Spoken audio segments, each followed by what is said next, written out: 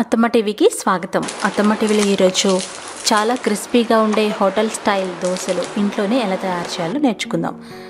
అచ్చంగా హోటల్లో చేసినట్టుగా రావాలంటే ఈ వీడియోని చివరి వరకు చూడండి. ఎన్నో సీక్రెట్ టిప్స్ అండ్ ట్రిక్స్ మీకు తెలుస్తాయి. మరి వీడియోలోకి వెళ్ళిపోదామా? దీనికోసం పిండిని కరెక్ట్గా కలుపుకోవాలి. దానికోసం ఒక కొలత గ్లాస్ తీసుకోవాలి. ఈ గ్లాస్తో నిండుగా మినపప్పు తీసుకోవాలి. బద్దలైనా పర్వాలేదు, గుండ్లైనా పర్వాలేదు. తొక్క తీసుకుంటే విడిగా నానబెట్టుకోవాలి. ఇప్పుడు అదే గ్లాస్తో 3 గ్లాసుల బియ్యం తీసుకోవాలి. సోనా మసూరి బియ్యం కానీ ఇడ్లీ రైస్ అంటారు కదా, అవి కానీ తీసుకోవచ్చు. 3 గ్లాసులు తీసుకోవాలి, అప్పుడే క్రిస్పీగా వస్తుంది. అందులో ఒక చిటికెడు మెంతులు వేసుకొని బాగా కడిగి 4 నుండి 5 గంటలు నానబెట్టుకోవాలి. ఇవి నానిన తర్వాత వాటిని ఒక గ్రైండర్లో కానీ మిక్సీ జార్లో కానీ తీసుకోవాలి. ఇక్కడ ఒకేసారి నీళ్లు పోయకూడదు, కొంచెం కొంచెంగా పోయాలి. ఒక 5 నిమిషాలు గ్రైండ్ అయిన తర్వాత ఇక్కడ సీక్రెట్ టిప్ అనమాట. మన ఇంట్లో ఉన్న అన్నం వేసుకోవాలి 3 టేబుల్ స్పూన్ల వరకు. మరీ ఎక్కువ వేయకూడదు. తగినంత నీళ్ళని కొంచెం కొంచెంగా పోసుకుంటూ పిండిని రుబ్బుకోవాలి. మిక్సీలో అయితే బ్యాచెస్గా రుబ్బుకుంటే మంచిది, అప్పుడే బాగా గ్రైండ్ అవుతుంది. దాదాపు 20 నిమిషాల వరకు గ్రైండ్ చేసుకోవాలి. ఇలా గ్రైండ్ చేసుకున్న మెత్తని పిండిని ఒక గిన్నెలోకి తీసుకోవాలి. చూసారు కదా ఎంత మెత్తగా ఉందో. దీనికోసం మంచి క్వాలిటీ మినపప్పు వాడితే ఇలా వస్తుందన్నమాట. కాస్త బంకగా ఉండాలి. మూత పెట్టి రాత్రంతా ఫర్మెంట్ చేసుకోవాలి. తెల్లారాక చూస్తే చూడండి ఎంత బాగా ఫర్మెంట్ అయి ఉంటుందో. ఒక్కొక్కసారి మంచి వేసవి కాలంలో అయితే ఈ పెట్టిన మూత కూడా పైకి తేలుతుందనమాట, అంత బాగా ఫర్మెంట్ అవుతుంది. చూసారు కదా పైపొర అంతా పైకి లేచి ఉంది. ఇప్పుడు దీన్ని మనం ఒకసారి బాగా కలుపుకోవాలి. తగినంత ఉప్పు వేసుకోవాలి. ముందుగా ఉప్పు వేయకూడదు. ఉప్పు వేసి పిండిని బాగా కలపాలి. ఇంకొక సీక్రెట్ టిప్ ఏంటంటే 1 టీ స్పూన్ పంచదార వేయాలి. దీనివల్ల పంచదార క్యారమలైజ్ అయ్యి దోశ వేయించినప్పుడు మంచి బ్రౌన్ కలర్ వస్తుంది. దాన్ని ఒక 5 నిమిషాలు అలాగే వదిలేసి ఒకసారి పిండిని కలుపుకోవాలి. పంచదార వేయడం వల్ల దోశలు అసలు తీపిగా రావు, ఎందుకంటే మనం చాలా తక్కువ వేసాం కదా. బాగా కలిపి చూసారు కదా, ఈ పిండి కన్సిస్టెన్సీ ఇలా ఉండాలి. నీళ్ళు ఎక్కువ అస్సలు పోయకూడదు. స్టవ్ వెలిగించి హై ఫ్లేమ్ మీద దోశల పెనాన్ని వేడి చేయాలి. వేడైనాక నీళ్లు చల్లి తుడిచేయాలి. అప్పుడే మనకి దోశ వేడి పర్ఫెక్ట్గా ఉంటుంది. ఇది ఒక మంచి టిప్ అనమాట.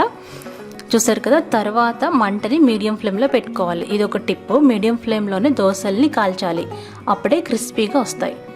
ఇప్పుడు దోశకి సరిపడినంత పిండిని పెనం మీద పోసుకోవాలి. పోసుకొని మీకు ఎంత సన్నగా వీలైతే అంత సన్నగా స్ప్రెడ్ చేసుకోండి. చూసారు కదా, ఇక్కడ నేను ఇలా పోసాను. ఇక్కడ నాది స్క్వేర్ టైప్లో ఉన్న దోశల పెనం కాబట్టి నేను స్క్వేర్ రప్పించడానికి ట్రై చేస్తున్నాను అనమాట. లేదంటే రౌండ్ అయితే రౌండ్గా కూడా మీరు చేసుకోవచ్చు. ఇప్పుడు అంచుల వెంబడి నూనె పోసుకొని మీడియం ఫ్లేమ్లో మాత్రమే దోశల్ని కాల్చుకోవాలి. 1 నిమిషం అయిన తర్వాత ఎప్పుడైతే పిండి గట్టిపడుతుందో అప్పుడు ఒక స్పూన్తో మందంగా ఉన్న పొరని ఈ విధంగా తీసేయాలి. ఇది ఆప్షనల్. బాగా సన్నగా పేపర్ లాగా దోశలు కావాలి అనుకుంటే ఇది ఒక టిప్ అనమాట. మందంగా ఉన్న పిండిని స్పూన్తో ఈ విధంగా తీసేయాలి. ఒకవేళ పిండి వేస్ట్ అవుతుంది అనుకుంటే తీయాల్సిన అవసరం లేదు. నేను ఇది బాగా పేపర్ దోశలు ఇష్టమైన వాళ్ళ కోసం చెప్పాను. చూసారు కదా, ఒక 2-3 నిమిషాల్లో దోశ చక్కటి బ్రౌన్ కలర్లోకి వచ్చేస్తుంది. దీన్ని రెండో వైపు కాల్చాల్సిన అవసరం లేదు, ఒకవైపే కాల్చుకోవాలి. జాగ్రత్తగా మడుచుకోవాలి. రోల్ చేసుకొని ఒక సర్వింగ్ ప్లేట్లోకి తీసుకోండి. చూసారు కదా ఎంత క్రిస్పీగా వచ్చిందో. దోశ పల్చగా కూడా వచ్చింది. వీటిని పేపర్ దోశలు అని కూడా అంటాం. ఇంకొక టిప్ ఏంటంటే ప్రతి దోశ వేసిన తర్వాత మళ్ళీ నీళ్ళు చల్లుకొని ఒకసారి తుడుచుకోవాలి. అప్పుడే మనం పర్ఫెక్ట్ హీట్ నెక్స్ట్ దోశకి ఇస్తున్నట్టు అవుతాం అనమాట. మరలా ఇంకొక దోశని స్ప్రెడ్ చేయాలి. ఈ దోశని నేను స్పూన్తో పీల్ చేయలేదు, ఎందుకంటే యాజ్ ఇట్ ఈస్గా ఇలాగే తీసేస్తున్నాను అనమాట. అంటే ఎవరైనా పిండి వేస్ట్ అవుతుంది అనుకున్న వాళ్ళు తీయాల్సిన అవసరం లేదు. చక్కగా దోశని కాల్చుకొని సర్వింగ్ ప్లేట్లో తీసుకోండి. ఇంకా అన్నిటికంటే దోశలు స్ప్రెడ్ చేయడానికి బెస్ట్ మెథడ్ ఏంటంటే ఫ్లాట్గా ఉన్న కూరగిన్నె ఏదైనా తీసుకోవాలి. దాంతో తగినంత పిండిని పోసుకొని ఈ ఫ్లాట్ సర్ఫేస్తో ఈ విధంగా స్ప్రెడ్ చేయాలి. అప్పుడు చాలా బాగా స్ప్రెడ్ అవుతుంది, అలాగే ఈవెన్గా ఉంటుందన్నమాట. మనం గరిటెతో వేస్తే అక్కడ ఒక చోట కొంచెం మందంగా ఉంటుంది. ఇలా అయితే కూరగిన్నెతో వేస్తే చాలా బాగా ఈవెన్గా థిక్నెస్ వస్తుంది. ఈ విధంగా దోశ మొత్తం స్ప్రెడ్ చేసుకొని కావాల్సినంత నూనె పోసుకొని మీడియం ఫ్లేమ్లో ఎర్రగా అయ్యేంత వరకు కాల్చుకోవాలి. ఇది ఇంకొక షేప్ కోసం నేను చూపిస్తున్నాను. జస్ట్ ఒక పిల్లలకి ఇష్టమైతే ఇలా చేయండి. మధ్యలో కట్ చేసి రౌండ్గా తిప్పినట్టయితే కోన్ షేప్ లాగా తయారవుతుంది. ఇవి పిల్లలకి బాగా ఇష్టం అవుతుంది అనమాట. దోశలు కొత్తగా చేసేవారి కోసం స్ప్రెడ్ చేయడం ఎలాగో ఈ చిన్న క్లిప్ పెట్టాను చూడండి. తగినంత పిండి పోసుకొని చాలా మెల్లగా రౌండ్గా స్ప్రెడ్ చేసుకోవాలి. ఎంత సన్నగా వీలైతే అంత సన్నగా వచ్చేలాగా స్ప్రెడ్ చేయాలి. దోశని బాగా మీడియం ఫ్లేమ్లో మాత్రమే కాల్చుకోవాలి. దోశ ఎర్రగా కాలిన తర్వాత చేత్తో ఇంకా అట్ల కాడతో ఈ విధంగా మడుచుకుంటూ చక్కగా దోశని ఫోల్డ్ చేసుకోవాలి. ఇది కూడా బిగినర్స్ కోసం నేను పెట్టాను ఈ ఫోల్డింగ్. చూసారు కదా, చక్కగా తయారైంది. ఈ దోశ చాలా క్రిస్పీగా ఉంటుంది, చాలా టేస్టీగా ఉంటుంది. మీరు తప్పకుండా ట్రై చేయండి.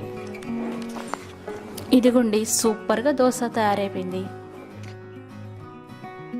ఈ దోశలు నేను సండే రోజు ఈవినింగ్ చేశాను. పొద్దున ఉన్న చికెన్ కూరతో నేను సర్వ్ చేస్తున్నాను.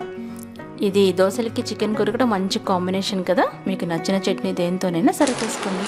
చూడండి, ఒక దోశ నేను తుంచి చూపిస్తున్నాను. ఎంత క్రిస్పీగా వచ్చిందో. సౌండ్ చూడండి, ఇది చాలా బాగుంటుంది. అలాగే వేడివేడిగా తింటే దోశల టేస్ట్ అనమాట. కాస్త చల్లారితే మళ్ళీ మెత్తగా అయిపోతాయి. ఎప్పుడైనా సరే దోశలు వేడివేడిగా తింటేనే చాలా రుచిగా ఉంటాయి. పక్కన పెనం మీద కాలుతూ ఉంటే ఒక దోశ పక్కన కూర్చొని తింటూ ఉంటే ఆ మజానే వేరుగా ఉంటుంది. మీకు నచ్చిన చట్నీతో సర్వ్ చేసుకోండి. ఈ టిప్స్ ఫాలో అయ్యి హోటల్ స్టైల్లో క్రిస్పీగా ఉండే దోశలు మీ ఇంట్లోనే ట్రై చేయండి. నా ఛానల్లో ఇంకో రకం దోశలు ఉన్నాయి. అందులో కొద్దిగా పచ్చిశనగపప్పు వేస్తాము. అవి కూడా చాలా రుచిగా ఉంటాయి. మీరు కావాలనుకుంటే ఆ వీడియోని కూడా చూడండి. అదొక టైపు, ఆ టేస్ట్ కొంచెం వేరుగా ఉంటుంది. అది డిస్క్రిప్షన్ బాక్స్లో లింక్ ఇస్తాను. మీరు కావాలనుకుంటే ఆ రకం దోశలు కూడా ట్రై చేయండి. అంతే. ఈ టిప్స్ ఫాలో అయ్యి చక్కగా క్రిస్పీ దోశలు తయారు చేసుకొని నాకు ఫీడ్బ్యాక్ పంపించండి. మరికొన్ని వంటల కోసం అత్తమ్మ టీవీని చూడగలరు. ధన్యవాదములు.